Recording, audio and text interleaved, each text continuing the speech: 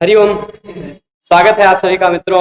हम सब नैषधीय चरितम की एक परंपरा शुरू की थी। नैषधीय चरितम के सभी श्लोकों को, पहले सर्ग के सभी श्लोकों को शब्दशः पढ़ने का एक हमने संकल्प लिया था। उसी को आगे बढ़ाते हुए पहला श्लोक हमने निपीय यस्य क्षतिरक्षिणः कथां तथा द्रियन्ते नब्धा सुधामपि नलस्थित छत्रित कीर्तिमंडल सरासिरासीन महसाम महोज्जला, ये वाला श्लोक हमने अभी तक पढ़ लिया। तो उस श्लोक में बहुत सारे अर्थ बताए गए थे। यस्य क्षतिरक्षिणः कथां निपीय, जिस राजा की कथा को सुनकर मतलब बुधा सुधाम अपि तथा न अद्रियन्ते। बुधा मतलब देवगण, या बुधा का मतलब दो अर्थ लिया जा सकता है। एक तो देवगण लिया जा सकता है, एक तो विद्वान लिया जा सकता है। क्षति रक्षिणा का भी बहुत सारा अर्थ लिया जा सकता था। क्षतिम रक्षन्ति इति क्षति रक्षिणा, तो बुधा का विशेषण हो जाएगा। क्षितिम रक्षति इति क्षिति रक्षी तस्य क्षिति रक्षिणा, ऐसा अर्थ ले सकते थे। क्षिति अक्षिणा ऐसा भी अर्थ लिया जा सकता था, कई तरह से। ठीक है, तो वो श्लोक हमने देख लिया। आशा करता हूं कि वह आपको समझ में आया होगा। यदि नहीं समझ में आया होगा तो उसके बहुत सारे अर्थों को अभिव्यक्त करते हुए, स्पष्टतः प्रतिपादित करते हुए पहले भाग में YouTube पर बताया जा चुका है, वो वहां से देख सकते हैं।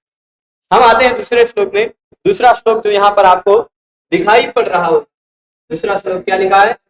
रसैः कथायस्य सुधावधीरणी नलस्य भूजानिरभूत् गुणाधुतः सुवर्णदण्डैकसितातपत्रित ज्वलत्प्रतापावलिकीर्तिमण्डलः। तो यह श्लोक है। यस्य कथा रसैः सुधावधीरणी। यस्य कथा, यस्य मतलब जिसकी कथा, जिसकी कथा रसैः मतलब रसों के द्वारा, रसों के द्वारा, सुधावधीरिणी यानी सुधा यानी अमृत का भी अवधीरण यानी तिरस्कार कर दे, जिसकी कथा अमृत का भी तिरस्कार कर सके, ऐसी कथा। ठीक है, रसैः कथा यस्य सुधावधीरिणी, रसों के द्वारा अपने, जो उस कथा में रस है कि नहीं, कथा में रस होता है ना, तो जिसकी कथा ऐसी है जो अपने रसों के कारण, कथा में कौन सा रस होता है? खट्टा मीठा तीखा कौन सा रस होता है? आप बताइए। नल की कथा में कौन सा रस मिलेगा? तो नल की कथा में खट्टा तीखा मीठा इत्यादि रस नहीं मिलेगा। वहां पर आपको श्रृंगार हास्य करुण इत्यादि रस मिलेंगे, है ना। तो रसई मतलब रसों से युक्त होने के कारण, रसों से युक्त होने के कारण, रसई में समझ लीजिए हेतु में तृतीया लगा दीजिए। रसई हेतु न रसई हेतु भी, रसों के कारण, रसों के कारण। यस्य कथा, देखिए मैं टिक करते हुए चलता हूं। यस्य मतलब जिसकी कथा, जिसकी कथा, जिसकी कथा मतलब किसकी कथा, किसके कथा की प्रसंग शुरू किया है हमने? राजा नल के कथा का प्रसंग शुरू किया है ना। नैषधीय चरितम में राजा नल की ही तो कथा शुरू की है।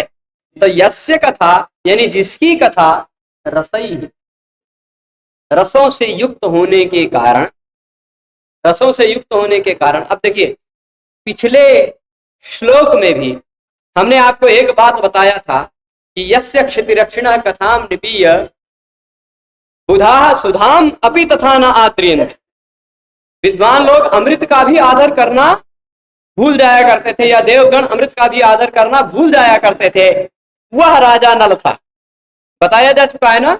यानी अमृत से भी बढ़कर रस वाली कथा है, यह सिद्ध हो चुका है पहले।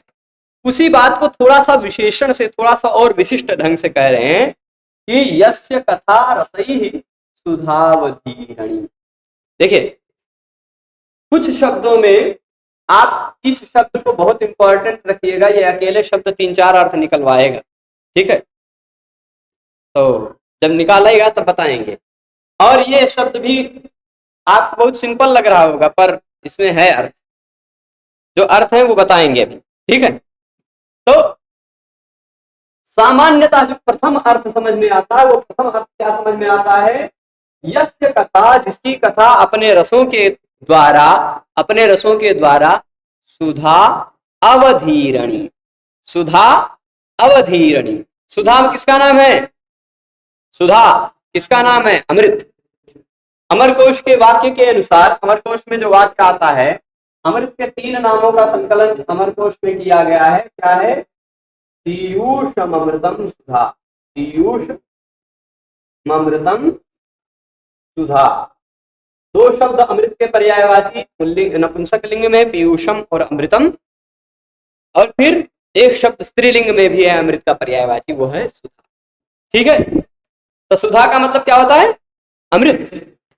श्रीमद् भागवत महापुराण के महात्म्य में भी कथा को सुधा लोके, सुधा, वहां भी सुधा शब्द कहा गया है ना। तो यहाँ सुधा शब्द का अर्थ क्या समझेंगे? अमृत का अवधीरण कर देती है, तिरस्कार कर देती है।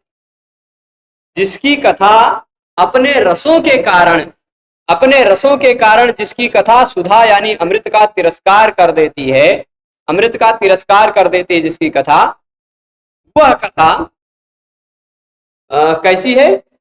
सुधावधीरणी, सुधावधीरणी यानी सुधा अमृत का अवधीरणी, अवधीरण कर देती। आप कहेंगे ये बात तो हम पिछले श्लोक में पढ़ चुके हैं, फिर से काहे बता रहे हो कि अमृत से ज्यादा रस होती है वो कथा, तो फिर से बताने की क्या आवश्यकता?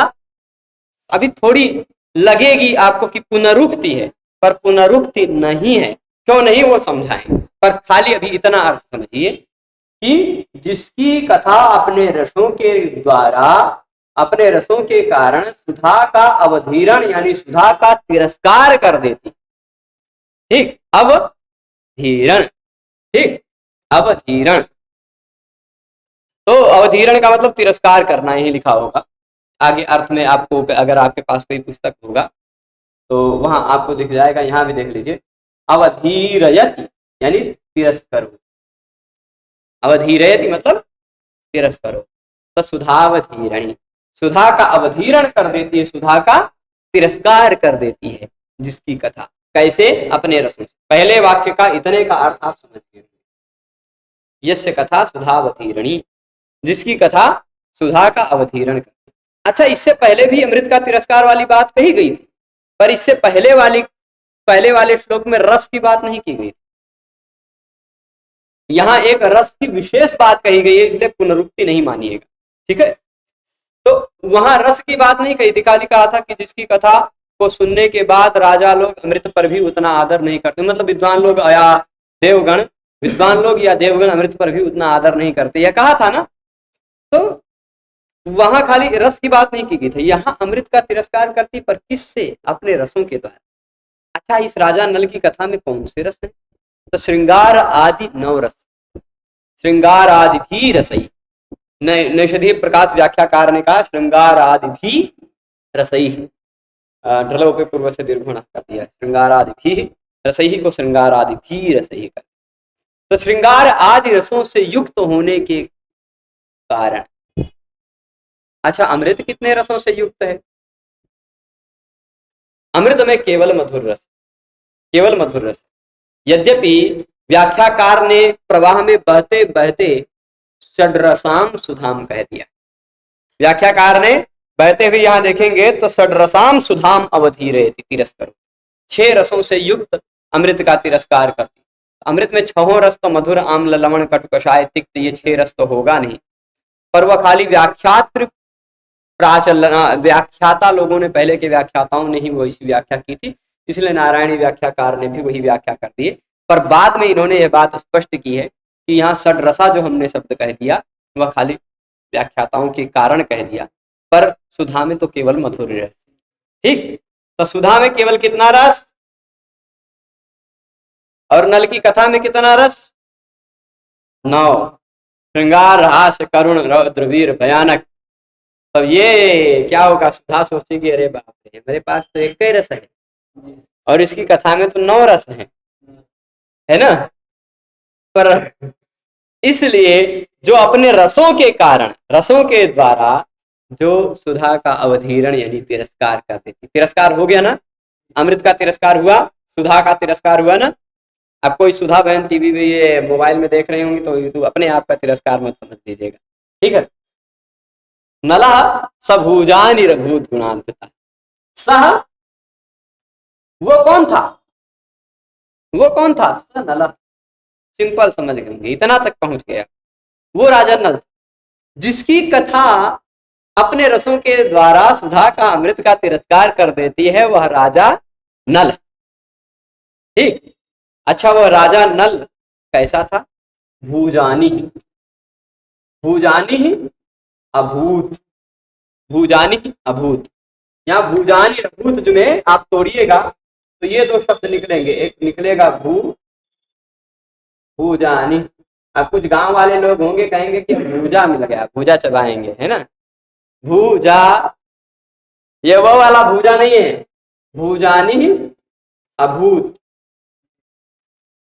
ठीक है। जाया या निंग, जाया या निंग, इस सूत्र से जाया शब्द के अंतिम वर्ण आ के स्थान पर निंग आदेश होता, तो जायनी बन जाएगा, जायनी। या का लोप हो जाता है लोपोगे और बलि से, तो जानी बन जाता, जानी। ठीक। भूर जाया यस्य सह भूजानी। भू मतलब पृथ्वी, जाया यानी पत्नी की तरह है, पृथ्वी जिसकी मतलब पृथ्वी भूपति है ना, भू के जो पति है, यानी भू जिसकी पत्नी है, ऐसा माना जा सकता है। भू के जो स्वामी है, ऐसा अर्थ लिया। तो भू यानी पृथ्वी ही, जाया यानी पत्नी है जिसकी वह भूजानी। ठीक, पत्नी ऐसा कह सकते हैं, या जाया शब्द का जायते श्याम इति जाया, जिससे जो उत्पन्न करती। ठीक।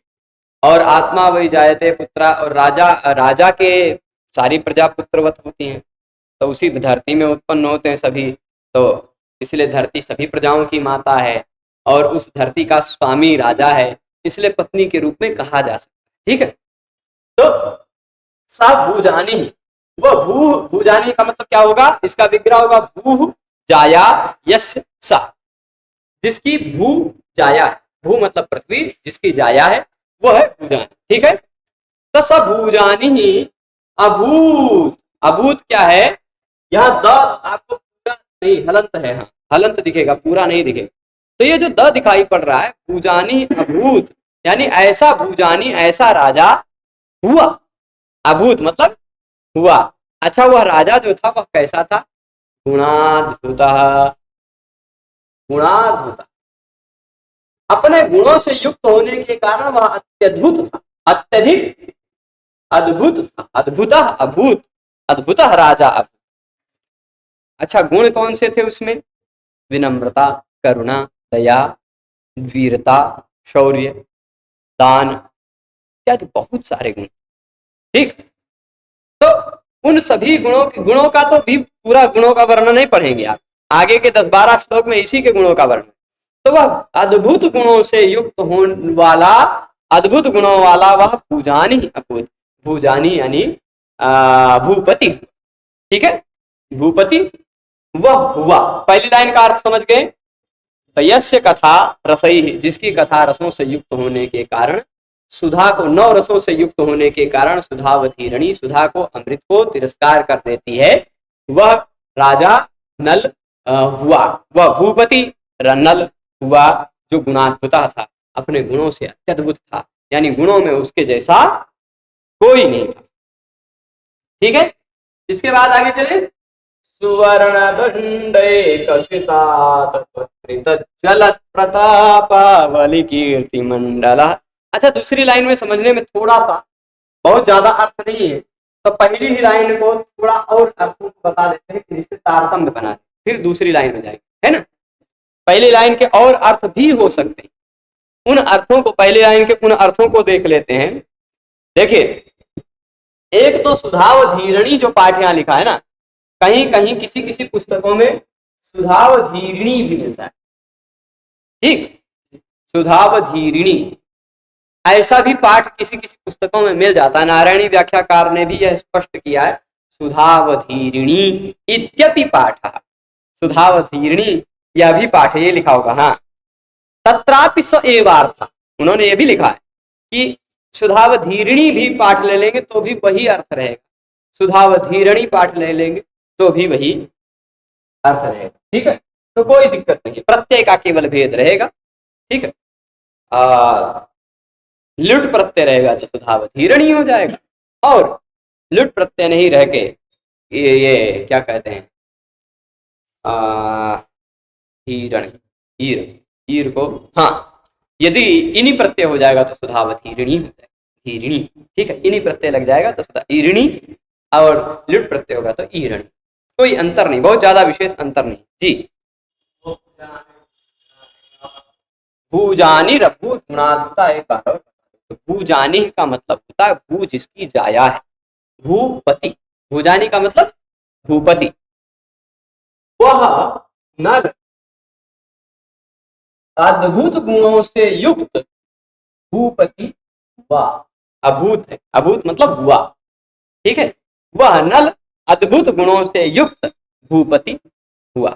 ठीक है, अब चलिए, इसका तो उतना ही अर्थ भूजानी रभू गुणादुता, पर यहाँ पहले बाद का बहुत सारा अर्थ है, उसको ले लेते हैं। एक तो सुधावधीरणी सुधाया षड्रसत्वम व्याख्यात प्रसिद्ध्या व्याख्यातम, ये बता दिया है हमने। एक है सुधाया अवधिम, सुधावधि। सुधावधीरणी को अब 2-3 तरह से तोड़ते हैं पहले। ठीक, सुधा धन अवधीरणी, सुधा अवधीरणी। अवधीरण करना मतलब तिरस्कार करना। अब अवधीरण नहीं करेंगे, अब खाली ईरण करेंगे। देखिए ऐसा क्या होगा, सुधाया समास करेंगे अवधि षष्ठी तत्पुरुष। ठीक, तो बनेगा क्या, सुधावधि, यही तो बनेगा। सुधा की अवधि, सुधावधि तो बनेगा ना। अब कितने पे रुकिएगा, अभी पूरा बनाएंगे। सुधावधि तक पहुंच गए तो सुधा मतलब अमृत का, अवधि मतलब चरम सीमा, अवधि मतलब चरम सीमा। अमृत की चरम सीमा मतलब जो सर्वोत्कृष्ट अमृत है।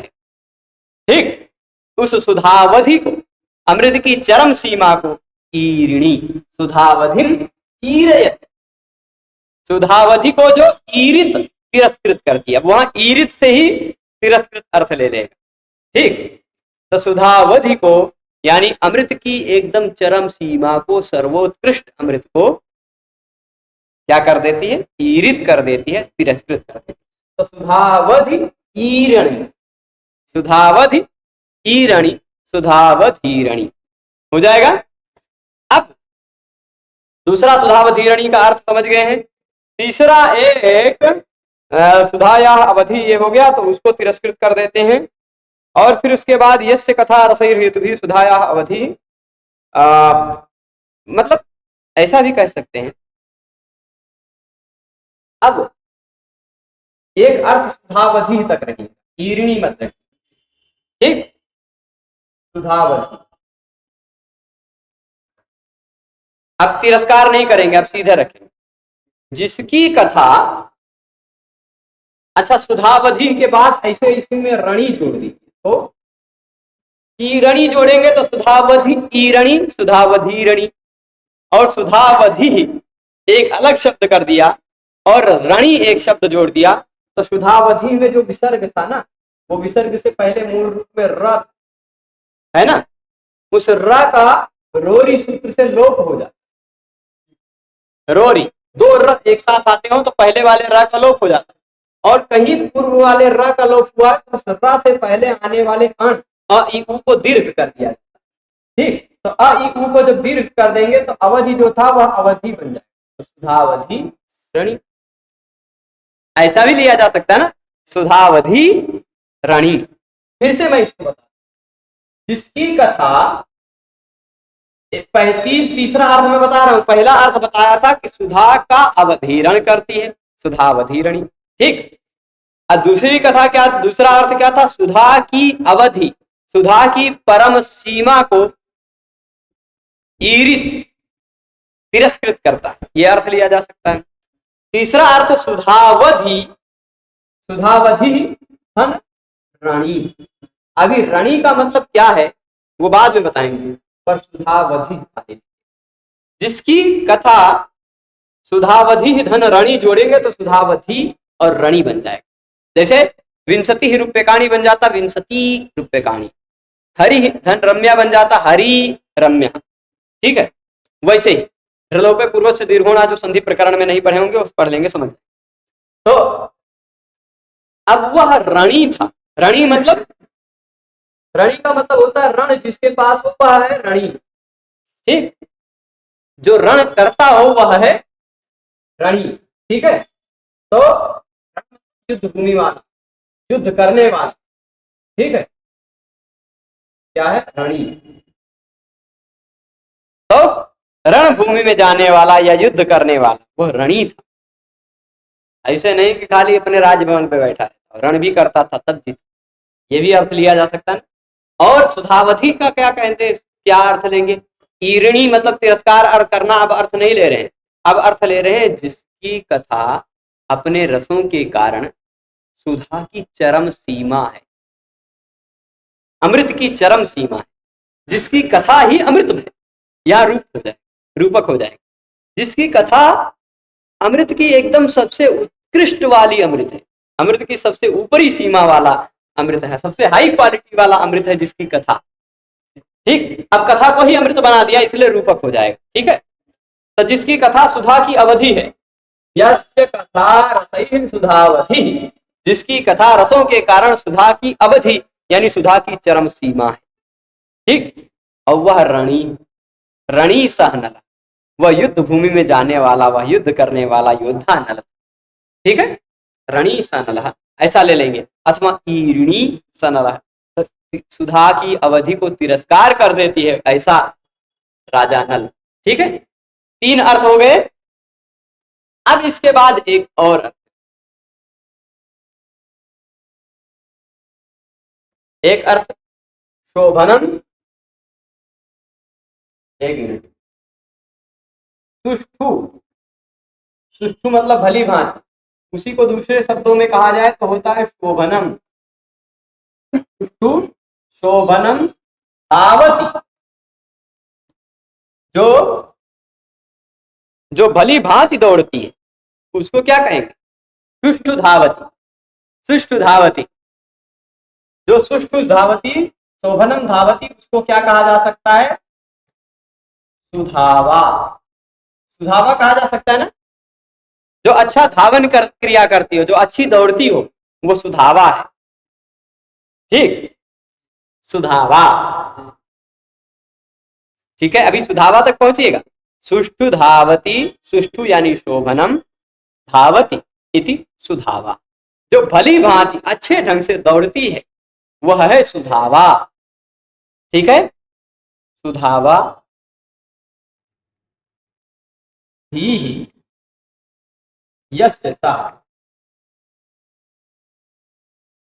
सुधावा अच्छी तरह दौड़ने वाली धी यानी बुद्धि, भली भांति दौड़ने वाली धी मतलब बुद्धि जिसकी है। अब देखिए, सुधावा और धी का जब समास होगा, सुधावा चेयम अथवा सुधावा चासु धी, ऐसा जब समास करेंगे तो पहले वाला जो शब्द सुधावा स्त्रीलिंग है ना, वह पुल्लिंग में प्रयोग हो जाता है। स्त्रिया पुंवत भाषित पुंस्कादनु स्त्रिया पूर्णी प्रियादिशु ऐसे करके होगा। नहीं, पुंवत, पुंवत कर्मधारे समानाधिकरण जाति ऐसे करके है, पुंवत कर्मधारे। कर्मधारे में पुल्लिंग पहला शब्द स्त्रीलिंग हो तो पुल्लिंग के रूप में प्रयुक्त हो जाए, तो सुधावा जो है वो सुधाव के रूप में प्रयुक्त हो जाएगा। उदाहरण बहुत सारे मिलेंगे आपको, जैसे प्रिया भार्या यस्य सह, प्रिया भार्या नहीं बनता, प्रिय भार्या है ना। यहाँ तो स्त्रिया पुंवत भाषित वाला ही नियम लगेगा, कर्मधारे नहीं लगेगा, कर्मधारे नहीं है क्योंकि सुधावाधि यस्य सह सुधावधि ऐसा बनेगा। ठीक है, तो अब देखिएगा सुधावाधि यस्य सह बनेगा क्या? ये पहले वाले जैसे प्रिया भार्या यस्य सह प्रिय भार्या हो जाएगा, प्रिया बन जाती प्रिय। रूपवती भार्या यस्य सह रूपवत भार्या, वैयाकरणी भार्या यस्य सह वैयाकरण भार्या। मतलब पहला वाला जो शब्द समास में आने वाला पहला वाला शब्द यदि स्त्रीलिंग रहता है बहुब्रीहि समास में तो फिर उसका पुल्लिंग रूप प्रयुक्त हो जाता है। ठीक है, पुल्लिंग रूप प्रयुक्त हो जाता, तो ये जो सुधावा का सुधावती पुल्लिंग सुधावा, वह सुधाव शब्द का प्रयोग हो जाएगा। पुल्लिंग में सुधावा है, स्त्रीलिंग में सुधावा है, तो पुल्लिंग वाला शब्द प्रयोग हो जाएगा तो सुधावधी ही बनेगा। सुधावा धीर यस सह सुधावधी, क्या बनेगा? सुधावधी। अब जो अब दिक्कत होगी, रसई के साथ संबंध नहीं बन पाएगा, रसई के साथ इसका संबंध नहीं बन पाएगा, तो उसका समाधान करते हैं। अभी रसई का दूसरा अर्थ लेंगे, पर खाली इतना समझ लीजिएगा, भली भांति दौड़ने वाली बुद्धि जिसकी है वह सुधावधी, सुधावधी और सुधावधीश्च रणीच, सुधावधी रणी, इसके साथ रणी जोड़ दीजिएगा तो सुधावधी रणी हो जाएगा। रणी का मतलब हम बता चुके हैं आपको, है ना, रणी का मतलब बता चुके हैं। तो सुधावधी, सुधा वा भली भांति दौड़ने वाली, धी जिसकी है वह सुधावधी है, भली भांति दौड़ने वाली बुद्धि वाला, वह रणी, वह योद्धा, वह नल नामक भूपति गुणों से अद्भुत हुआ। ठीक, अब इसका यस्य कथा रसई के साथ कैसे संबंध है? तो यस्य कथा रसई, जिसकी कथा रसई है। अब रसई में तोड़ेंगे दूसरे तरह से तोड़ेंगे, एक दो तोड़ थोड़े ना है, 20 तोड़े। देखिए, रसाधन ए जोड़ेंगे क्या बनेगा? रसई ही तो बनेगा, रसाधन ए। ये ए क्या है? What is a? रसा मतलब भूमि समझ लीजिए, भूमि, उत्पत्ति स्थान। धरती को रसा कहा जाता है, धरती को क्या कहा जाता है? रसा। भूतल को कभी कभी रसातल भी कहते हैं, रसा, ठीक, जिसमें जल हो ऐसा रसा। अच्छा, ये रसा तो है, पर किसकी रसा है? ए। ए, ये ए क्या है? पहले ए समझा दें। हरि शब्द में आप देखिए, हरि शब्द नहीं, हरि शब्द में ई अंतिम में है ना, इसका षष्ठी एक वचन बताइए क्या बनता है? अरे, तो जो ई था वही ए बन गया, षष्ठी एक वचन। तो ई का मतलब क्या होता है? एक एक वर्णों के भी अक्षर के अर्थ होते हैं। जैसे क का मतलब जल, का मतलब ब्रह्मा, है ना।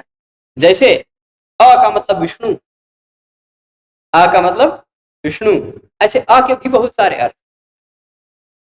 तो यहाँ ई का मतलब होता है, अच्छा अभी आपने कहीं शायद समय, कहीं मैंने समय बताया है पढ़ाते समय, तो यहाँ के क्लास में बताया है निपीक्षण कथा तथा द्व्यंते नवधा सुधामपि नलस्थित सत्यत कीर्तिमंडल सराशि राशि, इसमें नहीं। हाँ, समय मति, अच्छा वहां नल चम, नल की कथा उसमें भी है, वहां समय मति है, वहां भी ई है, स मा ई, समय। माँ मतलब लक्ष्मी जी, ई मतलब कामदेव। ई का मतलब होता है कामदेव, ई मतलब कामदेव का, ए मतलब ई का यानी कामदेव का। ए क्या है? सुधावधी मिटा दें, ठीक, सुधावधी मिटा देते हैं, रसई ही लिखते हैं। क्या लिखते हैं? क्या रसा, रसा है, किसकी रसा है? वो रसा बाद में लिखते हैं, पर वह रसा किसकी है? ए मतलब, ए मतलब यहाँ ए में शब्द कौन सा छिपा हुआ है? बड़ी ई ले लीजिए, बड़ी ई ले लीजिए, ये पुल्लिंग नहीं है इसलिए इसका नदी संज्ञा नहीं होगी, तो नदी संज्ञा न होने के कारण आठ आगम नहीं होगा, याह नहीं बनेगा। जैसे नदी का नद्याह बनता है वैसे इसका याह नहीं बनेगा, ए ही ठीक गुण हो जाएगा, घेर से गुण हो जाएगा। ए या छोटी ई ले लीजिए, शायद छोटी ई का ही मतलब कामदेव होता है, ई कामदेवा। हाँ, तो ई का मतलब कामदेव। इस ए में शब्द छिपा हुआ, जैसे हरि, हरे में हरि शब्द छिपा हुआ ई, वैसे ए में ई छिपा हुआ है ना। तो ई शब्द का षष्ठी एक वचन बना ए, ई का मतलब क्या होता है? कामदेव, ठीक, ई का मतलब कामदेव है ना। तो ई का मतलब यदि कामदेव है तो ए है मतलब कामदेवस्य। षष्ठी विभक्ति लग गया तो कामदेव में भी षष्ठी लगा दीजिए। तो अब समझिएगा, यस्य कथा एह रसा, जिसकी कथा एह मतलब कामदेव की, रसा मतलब भूमि है, जिसकी कथा ही कामदेव की भूमि है, जिसकी कथा में बहुत सारे कामदेव मिलेंगे, काम का वर्णन बहुत सारा मिलेगा, है ना। यहाँ नल और दमयंती की प्रेम कथा ऐसी है कि आपको काम दिखाई पड़ेंगे। काम लोगों के मन में जब काम भावनाएं जगती थी तो नल की कहानी सुनते थे। तो यस्य कथा रसा ए है, मतलब जिसकी कथा ए है, यानी कामदेव की रसा है, कामदेव की उत्पत्ति स्थान है, ऐसा भी समझ लेते हैं। यहाँ रसा क्या क्या मतलब दिए हैं,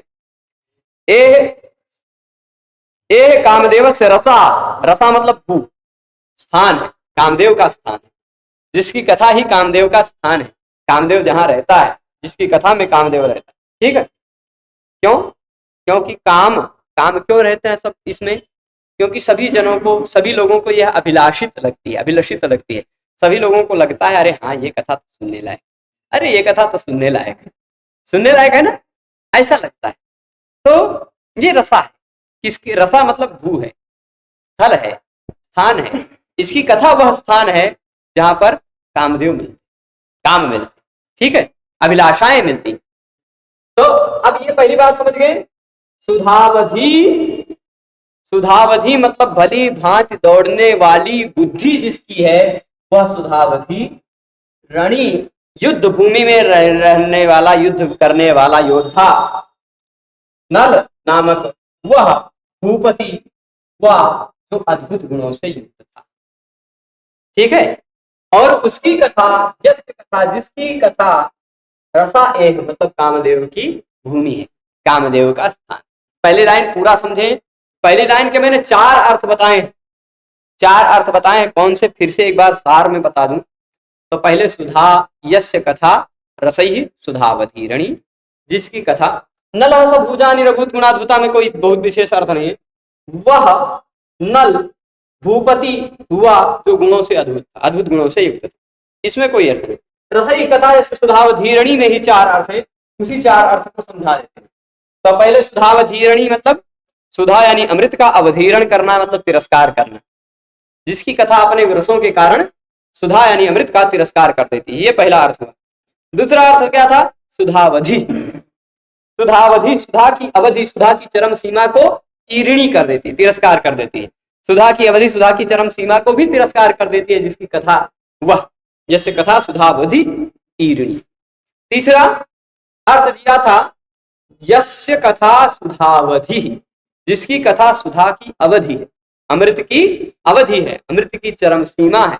रणी, वह रणी था, योद्धा था।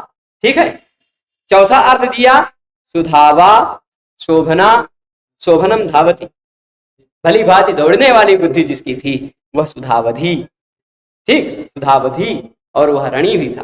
ठीक है, चारों अर्थ समझे हैं। तो इसके बाद सबूजानी अभूत गुणाद्भुता, वह भूजानी हुआ गुणों से अद्भुत तथा अद्भुत गुणों से युक्त था। अब इसके बाद सुवर्ण दंडैकसितात पत्रित ज्वलत प्रतापावली कीर्तिमंडलः। एक ही शब्द है, दूसरी लाइन में पूरा एक ही शब्द है, देख लीजिए कहीं स्पेस नहीं होगा। सुवर्ण दंडैकसितात पत्रित ज्वलत प्रतापावली कीर्तिमंडलः। ठीक है, एक ही शब्द, इतना बड़ा, पर इस शब्द में बहुत सारे शब्दों का समास है। वो उन सभी शब्दों को तोड़ तोड़ के मैं उन सभी शब्दों का अर्थ बता देता हूं पहले, फिर उसके बाद पूरे शब्दों का अर्थ समझेंगे। ठीक है, तो सुवर्ण, अच्छा ऊपर का कोई अर्थ बचा तो नहीं? हाँ, गुणों के द्वारा वह अद्भुत गुणाद्भुता हो गया, ये बात हो गई कामदेव की। ठीक है, कोई दिक्कत नहीं, सारी बातें हो गई। इसके बाद सुवर्ण इत्यादि बातों को देखते हैं। सुवर्ण मतलब जानते हैं, 2 अर्थ है इसमें, वैसे कई अर्थ हैं, पर सुवर्ण मतलब सोना, सुवर्ण मतलब अच्छे वर्ण का, अच्छे कलर का, है ना। सुवर्णस्य सुवर्णस्य सुवर्णस्य च जाने की, ऐसा कहीं श्लोक पढ़ा है, 3 3 बार सुवर्ण श्लोक है, सुवर्ण से सुवर्ण सुवर्ण से, ध्यान ऐसे हो रहे। तो यहाँ सुवर्ण शब्द का अर्थ है कई है क्या, सोना, सोना अर्थ लिया जा सकता है ना कि नहीं। अच्छा वर्ण, वर्ण मतलब कलर, अच्छा कलर, ये भी अर्थ लिया जा सकता है। और सु मतलब अच्छा वर्ण, ब्राह्मण क्षत्रिय वैश्य शूद्र इत्यादि वर्ण जो है उनमें सुवर्ण से ब्राह्मण क्षत्रिय वैश्य इन तीनों को सुवर्ण शोभन वर्ण द्विजाति द्विज द्विज शब्द से कहा गया, ठीक है। तो सुवर्ण ये तीनों अर्थ लिया जाएगा। अब चारों ऊपर के चारों अर्थों के साथ इन तीनों अर्थों का यदि गुणा करेंगे तो 12 अर्थ हो जाएंगे सीधे सीधे, कर सकते हैं ना। चारों के अर्थों, ऊपर के चारों अर्थों का नीचे के तीनों से गुणा कर लेंगे यदि आप तो कर पाए तो। चले सुवर्ण, सुवर्ण मतलब सोना लीजिए पहले, दंड सोने का डंडा, ठीक, सोने का डंडा, डंडा देखा है, छड़ी बड़ी लेके राजा लोग चलते हैं, ठीक है, तो वो डंडा समझ लीजिए।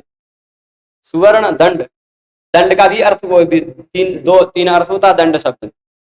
दंड का अर्थ डंडा भी होता है, और दंड का मतलब दंडित करना किसी को होता है। दंड का अर्थ टैक्स लेना भी होता है, टैक्स को भी दंड कहते हैं, कर कर शब्द में भी, ठीक है।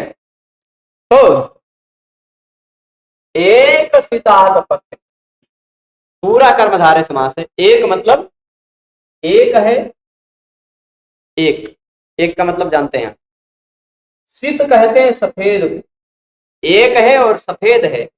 आतपत्र, आतपत्र जानते हैं क्या होता है, आतपात त्रायते इति आतपत्रम, जो आतप यानी आतप यानी क्या कहते हैं, धूप से, त्रायते बचाता है, धूप से जो बचाता हुआ है आतपत्र, छाता, ठीक। तो आतपत्र में, अब आतपत्र तो धातु है नहीं, आतपत्र तो धातु है नहीं कि उसके बाद प्रत्यय लगाया जाए। तो आतपत्र को धातु बनाने के लिए आतपत्र शब्द से तत्करोति तदा चष्टे एक गण सूत्र है, उस गण सूत्र के द्वारा गणित प्रत्यय लगा दिया जाए। तो आतपत्र जो था वह आतपत्री बन जाएगा, आतपत्री, मैं लिख के दिखा, आतपत्रित जो है ना, वह आतपत्रित वाला कॉन्सेप्ट समझा देता हूँ। वर्ण दंड आतपत्रित, देखिए ये पीले जी, हम आपको लाल करेंगे, ठीक है, बहुत ज्यादा मोटे हैं थोड़ा, आपके लिए ज्यादा, हम हैं जो 4 5 महीने के लिए अनाज छोड़े, लेकिन ये खूब खाते, आप पतला है।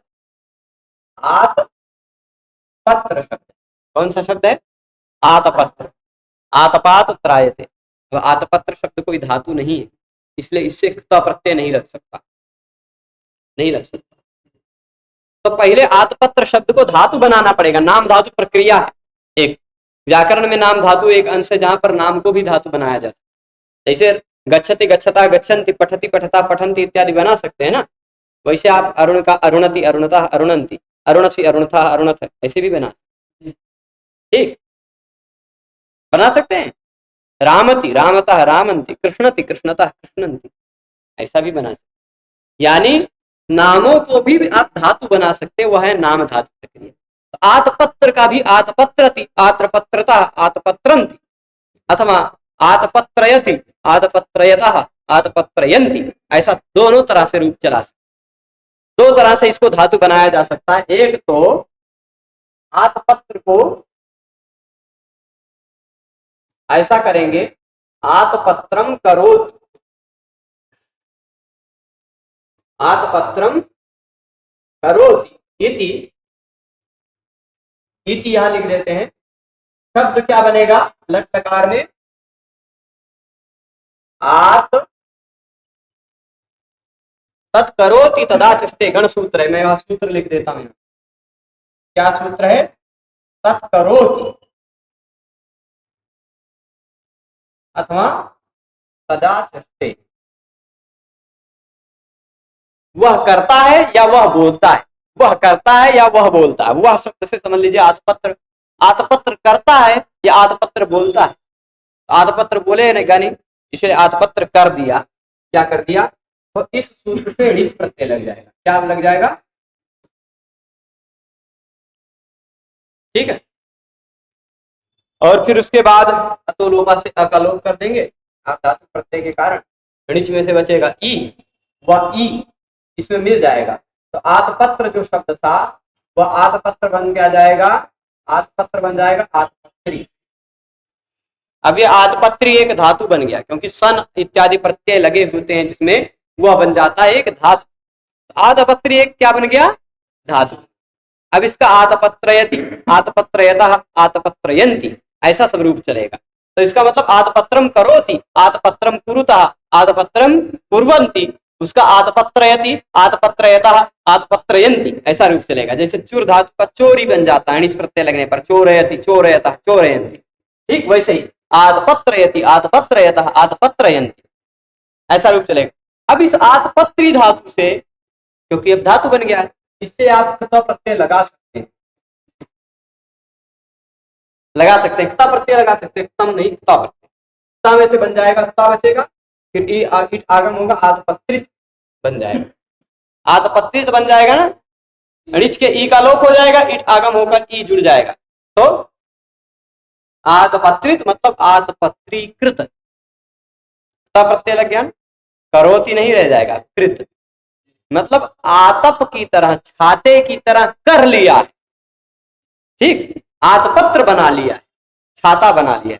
अथवा अब चलिए आतपत्र तत्करोति तदा षष्ठे गण सूत्र से णिच प्रत्यय लगाकर भी आप इसको धातु बना सकते हैं, अथवा दूसरे तरह से धातु बना सकते हैं। ऐसा रहेगा, आतपत्रम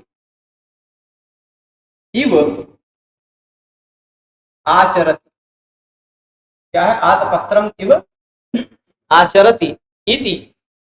यदि इस तरह विग्रह करेंगे तो क्या बनेगा, जो आतपत्र की तरह आचरण करता है वह क्या हो जाता है, रूप बनेगा आतपत्रति, आतपत्रति, आतपत्रतः, आतपत्रन्ति, आतपत्रसि, आतपत्रथः, आतपत्रथ, आतपत्रामि, आतपत्रावः, आतपत्रामः ऐसे रूप बनता है।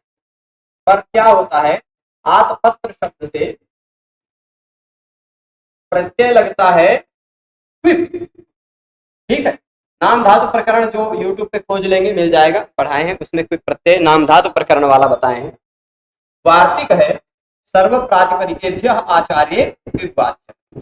सर्व प्रातिपदिकेभ्यः सभी प्रातिपदिकों से आचार अर्थ में क्विप प्रत्यय होता है। ठीक, आचार्य क्विब वाच्य, क्विब वाच्य सभी प्रातिपदिकों से आचार अर्थ में क्विब, क्विब मतलब मूल रूप से क्विब है, पाक बा हो गया समझ, क्विब वाच्य। तो सभी प्रातिपदिकों से, ये आतपत्र एक प्रातिपदिक है, इससे आचार अर्थ में क्विब प्रत्यय हो जाएगा। तो आतपत्रम इव आचरति इति आतपत्रति। तो फिर क्विब में से क्या होता है, पा की हलंतन से संज्ञा होकर तस्य लोपा से लोप हो जाता है, का की लषट तद्धिते से संज्ञा होकर तस्य लोपा से लोप हो जाता है, ई जो है उसकी उपदेशे जनुनासिक से संज्ञा होके उसका भी लोप हो जाता है, बचता है चारा हुआ, वो भी आधा। ठीक है, और वो भी अप्रिक्त, एक वर्ण वाला अगर कोई प्रत्यय बचे, ऐसा कोई प्रत्यय जिसमें एक ही वर्ण बचे आखिर में, तो उस प्रत्यय को कह दिया जाता है अप्रिक्त। और वह अप्रिक्त प्रत्यय यदि वी का, वी यानी क्विप, क्विन, विच, विट, किसी भी वी वाले का वह हो, तो वेर प्रत्यय सूत्र से वो पूरा पूरा चला जाए। तो क्विप प्रत्यय में से कुछ नहीं बचता है। आतपत्र था, आतपत्र बचा, तो कहे आप क्विप प्रत्यय लगाने का फायदा क्या, क्विप प्रत्यय लगाया लुप्त हुआ है ना भाई, वो है यहाँ दिखाई नहीं पड़ रहा है, उसका अर्थ है, उसने इसको धातु बना दिया, बड़ा काम कर दिया। आतपत्र आतपत्र ही रह गया, पर आतपत्र प्रातिपदिक अब धातु बन गया, क्योंकि क्विप प्रत्यय इसके अंत। तो आतपत्राम, आतपत्रे, आतपत्राणी जो आप कर रहे थे, अब उसको आतपत्रति, आतपत्रतः, आतपत्रन्ति ऐसा भी रूप बना सकते हैं। ठीक, फिर इससे आप तत्व प्रत्यय लगाकर आत्मपत्रित बना सकते हैं। तो आत्मपत्रित का मतलब दो तरह से अर्थ लिया जा सकता है, ये आप समझ गए हैं। दोनों तरह का अर्थ आ जाते हैं। देखिए, स्वर्ण, स्वर्ण मतलब सोने का दंड या अच्छे वर्ण का दंड। ठीक, अच्छे वर्ण का दंडा है और एक सफेद छाता, सोने का दंडा और एक सफेद छाता सा आचरण कर लिया है। सोने के दंडे सा और एक सफेद छाते सा आचरण जिसने कर लिया है वह सुवर्ण दंडई का सितात पत्रित हो जाएगा। ठीक, अथवा सोने का दंडा और एक सफेद छाता कर लिया है, स्वयं को सोने का दंडा और एक सफेद छाता कर लिया है जिसने, वह सुवर्ण दंडई का सितात पत्रित हो जाएगा। ठीक है, दोनों तरह से तत्करोति, करोति वाला अर्थ ले लेंगे तो अणिचवा का, अथवा इव, वो क्या कहते हैं, आचार अर्थ, छाते की तरह आचरण करता है अथवा छाता कर लेता, छाते की तरह छाता हो जाता है। ठीक है, तो छाता बन गया या छाते की तरह आचरण करता है, दोनों अर्थ लिया। ठीक है, तो सोने अच्छे वर्ण का दंड हो उसमें। अच्छा, छाते में छाता खाली खाली ऊपरे वाला होता है कि उसमें दंड भी होता है? दंड ना हो तो आप कैसे पकड़ेंगे? ऐसे पकड़ के चलेंगे का ना, पता चलेगा आपको उड़ जाएंगे। इसमें एक दंड होता है उसमें, वह दंड कैसा है? सुवर्ण, सोने का दंड या अच्छे कलर का दंड। ठीक, सोने का दंडा है, सुवर्ण दंड है, या फिर अच्छे वर्ण का, अच्छे कलर का चमकीला दंडा, कोई भी ले लीजिए, अच्छे वर्ण का दंडा है। और एक उसके ऊपर जो छाता है वो सफेद कलर का, सित आतपत्र, सित मतलब सफेद, आतपत्र यानी छाता। यह ऐसा कर दिया है किसको, किसको उसने अपना सफेद छाता बना लिया है, किसको उसने अपना बढ़िया सा दंड बना लिया है। उसी सीरियल से समझिएगा। देखिए, सुवर्ण दंड किसको बनाया? प्रतापावली को। देखिएगा, उसी सीरियल से है। सुवर्ण दंड किसको बनाया? प्रतापावली को। और सितात पत्रित किसको किया? कीर्ति मंडल। मंडल है ना, कीर्ति का मंडल है, कीर्ति का फैलाव है, कीर्ति का घेराव है ना, कीर्ति का मंडल है। मंडल मतलब घेराव, कीर्ति का फैलाव ही उसका सफेद छाता है। उस राजा का सफेद छाता कौन सा है? उसकी कीर्ति ही उसका छाता है। कीर्ति, भाई कीर्ति को छाते से कंपेयर कर दिया, एकदम सफेद छाते की तरह एक छत्र उसकी कीर्ति थी, एक छत्र, केवल उसी की कीर्ति पूरे लोक में थी।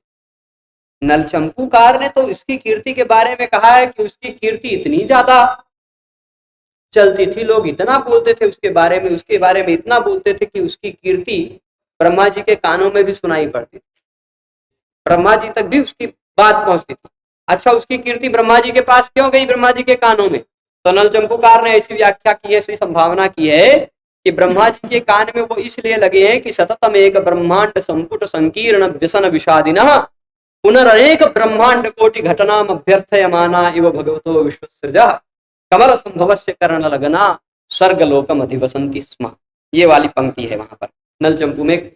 चंपू काव्य है वो, फिर गद्य पद्य दोनों मिश्रित है, तो वह गद्यांश में बन जाता है कि वह एक ब्रह्मांड रूपी छोटे से बर्तन में रहने के कारण, एक ही ब्रह्मांड में वो बेचारा नल की कीर्ति इतनी ज्यादा बड़ी थी कि एक इस छोटे से ब्रह्मांड में समा नहीं पा रही थी, इस छोटे से ब्रह्मांड में समा नहीं पा रही थी। इसलिए ब्रह्मा जी के कान में बार बार जाके सुनाई पड़ रही थी कि अरे ब्रह्मा जी, हमें दूसरे ब्रह्मांड में घुसने दो, हमें दूसरे ब्रह्मांड में घुसने का मौका दो। इसलिए ब्रह्मा जी के कान में बार बार के वो जाके छू रही। ये बात वहां उन्होंने संभावना की, मतलब कीर्ति बहुत ज्यादा। तो उसने अपने कीर्ति के मंडल को, कीर्ति के घेराव को ही समझ लीजिए एक छाता बना दिया। और उसकी प्रताप, प्रताप मतलब प्रभाव एक प्रकार का, उसका जो प्रताप था, प्रताप की आवली, प्रताप की रेखा, प्रताप की आवली क्या थी? समझ लो सोने के दंड के समान।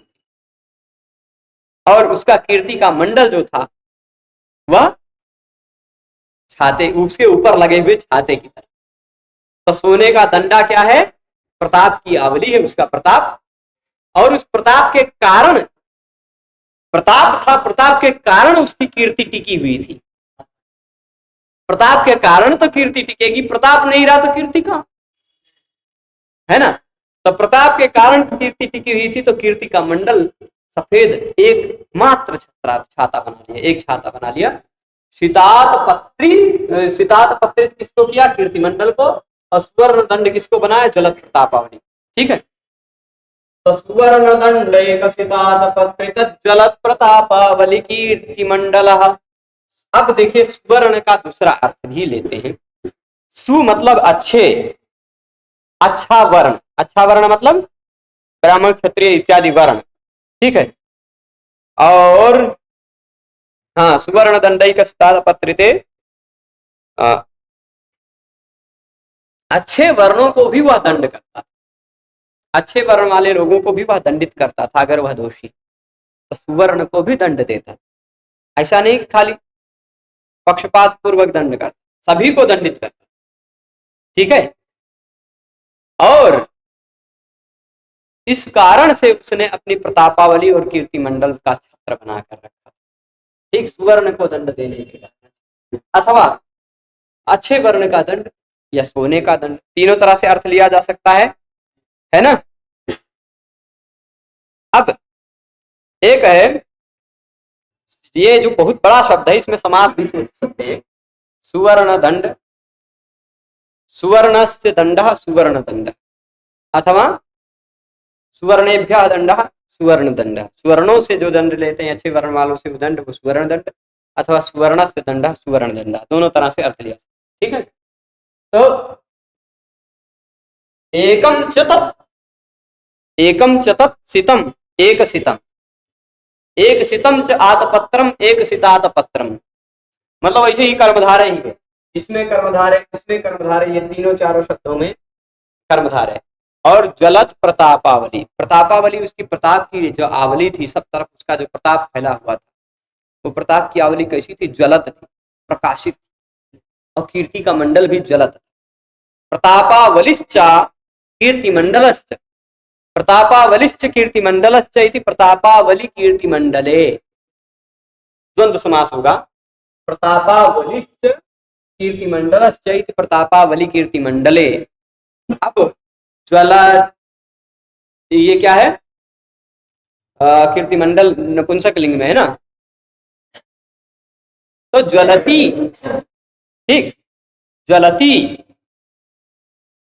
प्रतापावली कीर्ति मंडले, ज्वलती मतलब ज्वलित, ये ज्वलती शब्द, ज्वलत, ज्वलती, ज्वलंती, ऐसा रूप बनेगा ना, तो ज्वलती द्विवचन में ज्वलती है, जलत, ज्वलती, ज्वलंती नपुंसक लिंग में, तो कीर्ति मंडले क्योंकि नपुंसक लिंग में है।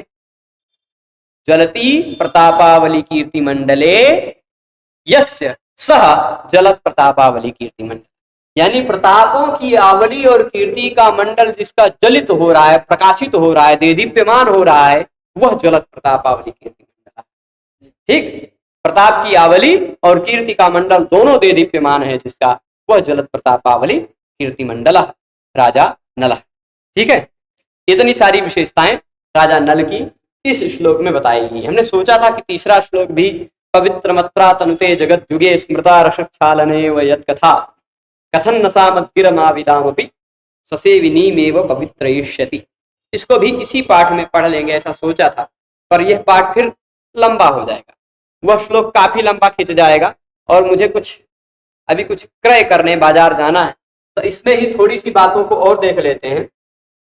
अलंकार के पक्ष को अभी तक नहीं बताया है, पहले श्लोक में जो अलंकार था वही अलंकार इसमें भी है, क्योंकि इसकी कथा को सुधा से बढ़ाकर बताया गया। जहां पर दो में से किसी एक को बढ़ाकर किसी एक को घटाकर बताया जाए, वहां पर व्यतिरेक अलंकार, कौन सा अलंकार होता है, उस अलंकार का नाम है व्यतिरेक। ठीक, काव्य प्रकाश के मंगलाचरण में भी है यही अलंकार, क्योंकि काव्य प्रकाश के मंगलाचरण में बताया गया है क्या, कवि की भारती का ब्रह्मा जी की सृष्टि से तुलना किया गया, और ब्रह्मा जी की सृष्टि को न्यून बता करके कवि की भारती को बढ़ाकर बताया गया। वैसे यहाँ में अमृत की और राजा नल की कथा का तुलना किया गया, राजा नल की कथा को बढ़ाकर बताया गया, अमृत को तिरस्कृत बताया गया। जहां भी दो के कंपेयर में एक को तिरस्कृत एक को बढ़ाकर बताया जाए वहां पर यही अलंकार होता है, व्यतिरेक आधिक्यम उपमेयस्योपमाना न्यूनता अथवा, इसका यही लक्षण है। ठीक है, चलिए यहाँ कुछ हिंदी में व्याख्या दिए हुए हैं, उनको भी देखते हैं, हल्का सा देख लेते हैं जल्दी जल्दी में। देखिए यश कथा कुछ मुझे ऐसा लगता नहीं रहा कि छूट गया है। देखिए एक तो कोई दिक्कत नहीं, रसई मतलब आस्वादई, रस रसोगंधो रस आस्वाद, रसगंध है, रस आस्वाद है, ये ऐसा विश्वकोश में कहा गया है। सुधा मतलब अमृत को अवधीरयति तिरस्कृत करती है, ऐसी उसकी कथा है। अमृतादपि अधिक स्वादिष्ठा, अमृत से भी अधिक स्वादिष्ट है उसकी कथा, तभी तो अमृत को तिरस्कृत कर देती है। और फिर इसके बाद सुवर्णस्य हेमना दंडा यष्टि, सुवर्ण मतलब हेम का, सोने का, दंड यानी यष्टि लकड़ी, सोने की लकड़ी, ये जो सोने का डंडा है ना ऐसे छाते में जो पकड़ते हैं, अब इतना बड़ा तो हम रखे नहीं, नहीं तो पकड़ लेते, समझ लीजिए छाता है, ये सोने का नहीं, ये काला काला है पर ले लेंगे। हाँ। तो सोने का दंड, सोने की यष्टि, षष्ठी तत्पुरुष, एकम तत् शीतम, एक श्वेत, शीतम मतलब श्वेतम, शीत का मतलब क्या होता है, श्वेत सफेद, आरपत्र मतलब छाता, ये बता दिए। तो सुवर्णैक दंड, सुवर्ण दंडैक सितात पत्रे, यहाँ तक चाहिए, ये पूरा द्वंद्व है। सितात पत्रे कृते इति सुवर्ण दंडैक सितात पत्रिते, कृते यहाँ वही तत्करोति तदा चित्ते वाला कृत वाला अर्थ है इन्होंने। प्रतापस्य आवली, प्रतापावली, जलंती चातो प्रतापावली, जलत प्रतापावली, है ना। कीर्तेर मंडला, कीर्ति मंडला, कीर्ति का जो मंडल है, कीर्तेर मंडलम, कीर्ति मंडलम, कीर्ति का जो मंडल है वह उसको कीर्ति मंडल कहा जा सकता है, यह है ना। कीर्ति का मंडल जो है कीर्ति मंडल है, षष्ठी तत्पुरुष। जलत प्रतापावलिष्ठ कीर्ति मंडलस्थ, जलत की प्रतापावली कीर्ति मंडले बन जाए। ठीक, चलिए व्याकरण में अवधीरणी का दिया है, अवधीरणिनी, है ना, ताच्छील्य अर्थ में अणिनी है। सुवर्ण यहाँ भी पिछले श्लोक की तरह आतपत्र शब्द से करोति इति अर्थ में अणिच प्रत्यय कर गया। करोति अर्थ में अणिच हमने बताया ना, आतपत्रेति नाम धातु बना, निष्ठा में क्ता प्रत्यय किया तो आतपत्रित रूप सिद्ध होगा। चलिए एक ही तरह बताया हमने, दोनों तरह बता दिया। इसकी हिंदी अर्थ लिखा है, जिसकी कथा अपने स्वाद से अमृत को भी नीचा दिखा देने वाली है, उज्जवल प्रताप पुंज एवं यश मंडल वाला, क्रमशः सुवर्ण दंड और एक अनुपम श्वेत छत्र बनाए हुए वह राजा नल गुणों में अद्भुत था, गुणात्मक। ठीक है,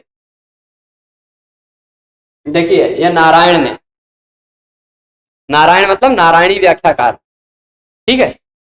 नारायण ने श्रृंगार आदि काव्य रस अर्थ दिया है, जो कथा श्रृंगार आदि रसों से अमृत को भी नीचा दिखा देती है। साहित्य की दृष्टि से काव्य रस आनंदमय होते हैं, जिनसे विभोर हो जाता है हृदय, अमृत को भी तुच्छ समझने लगता है। काव्य का रस इतना अच्छा लगता है कि कविता सुनते रहें, पढ़ते रहें, इसी में मजा आता है।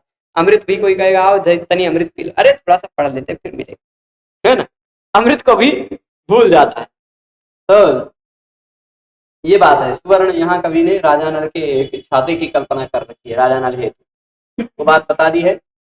कुछ आलोचकों का कहना है कि कवि ने यहाँ पर पुनरुक्ति की है, पर पुनरुक्ति नहीं है। यहाँ पर पुनरुक्ति इसलिए नहीं है क्योंकि पिछले मंत्र में अमृत को तिरस्कार करने की बात की गई, पर किससे?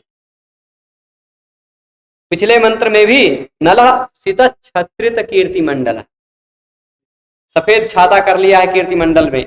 यहाँ सित छत्रित, यहाँ क्या है, सितात पत्रित प्रतापावली कीर्ति मंडल दोनों था। यहाँ प्रताप की आवली भी जोड़ा और कीर्ति मंडल भी जोड़ा, यानी कुछ विशेष बात जोड़ी है, इसलिए यहाँ पुनरुक्ति नहीं है। ये बात समझ लीजिएगा। तो न पुनरुक्ति दोष, देखिएगा यहाँ सुवर्ण दंड वैशिष्ट्य, सुवर्ण दंड एक और विशेष बात कह दी है ना, सुवर्ण दंड एक विशेष बात कह दी है, उसी विशिष्टता के कारण यहाँ पुनरुक्ति दोष नहीं है। यह कहकर नारायण ने पूर्व श्लोक में सुधा सिधा सित छत्रे अविशेषेण मुक्ते, पिछले श्लोक में तो सुधा अमृत भी बहुत विशेषता लगा के नहीं बताई गई थी, सीधे सीधे अमृत बता दी गई। और शीत छत्र भी पिछले श्लोक में जो था बहुत विशेष नहीं बताया गया, सामान्यता बता दिया गया। ठीक, तो इसलिए इस श्लोक में जो बात कही गई वो थोड़ी विशेष बात है, पिछले श्लोक से थोड़ी सी विशेष बात। ठीक है, तो यहाँ पर पुनरुक्ति नहीं है। अब इसके बाद कवि की पहले 2 श्लोकों में राजा नल का महत्व बताकर तीसरे श्लोक में आत्मनिवेदन करेंगे। खाली सरल शब्द में एक बार मैं हल्का सा अर्थ बता देता हूँ, इसका शब्दशः अर्थ, और इसमें जो रहस्य है वो कुछ बातें वो बहुत विस्तार से बाद में समझेंगे, ठीक है। पवित्रमत्रा तनुते जगद युगे स्मृतार्षक्षालनये वयत कथा कथन न सा मद्गिरमाविलामपि स्वसेविनीमेव पवित्रयिष्यति। जो कथा, यत कथा, जो कथा पूरे जगत को पवित्र कर देती है स्मरण कर लेने मात्र से, जिसकी कथा स्मरण कर लेने मात्र से पूरे संसार को जैसे पानी से धुल देने की तरह पवित्र कर देती है, रसक्षालनया एव, वह वाणी, वह कथा भला मुझे कैसे पवित्र नहीं करेगी, ये भाव है। वह कथा भला मुझे कैसे नहीं पवित्र करेगी, जो स्मरण कर लेने मात्र से इस पूरे संसार को पवित्र कर देती है। वह कथा अगर मैं गाऊंगा, वह कथा मैं कीर्तन करूंगा, उस कथा को अगर मैं लिखूंगा, तो भला वह कथा मुझे कैसे नहीं पवित्र करेगी, मेरी वाणी को कैसे पवित्र नहीं करेगी, यह प्रश्न किया है। मतलब मेरी वाणी को अवश्य वह कथा पवित्र करेगी। क्यों? क्योंकि थोड़ा अंतरंग वाली बात है, सबको जो पवित्र करती है, अगर कोई उसी का सेवक हो, जो सबके लिए अच्छा करता हो, उसी का कोई सेवक हो, तो वो तो ज्यादा अंतरंग है, उसके लिए तो ज्यादा भाव से करेगा। तो नल की कथा जो सब पूरे संसार को पवित्र कर देती है, वह मुझे भी पवित्र करेगी ही, यह भाव है। कैसे पवित्र करेगी? रसक्षालनया इव, जैसे पानी से धुल देने पे पवित्र हो जाती है वैसे। और स्वसेविनीम एव, मैं मेरी वाणी जो है वो उसकी सेविनी है, उसकी सेविका है, उस कथा की सेविका है, उसी कथा के बारे में कह रही है, इसलिए वह मेरी वाणी को भी पवित्र करेगी, यह भाव इस श्लोक में है। इसमें कुछ और बातें हैं, उन बातों को अग्रिम पाठ में देखेंगे। चौथा श्लोक भी अधीति बोधाचरण प्रचारणैर दशाश्चतस्र प्रणयन उपाधिभिः चतुर्दशत्वं कृतवान् कुतः स्वयं नवेद्मि विद्यासु चतुर्दशत् स्वयं, ये वाला श्लोक भी देख लेंगे। सभी लोग इस पाठ में जुड़े रहे, उसके लिए सभी को बहुत बहुत धन्यवाद। हम आप सबसे पुनः मिलेंगे। नमो नमः।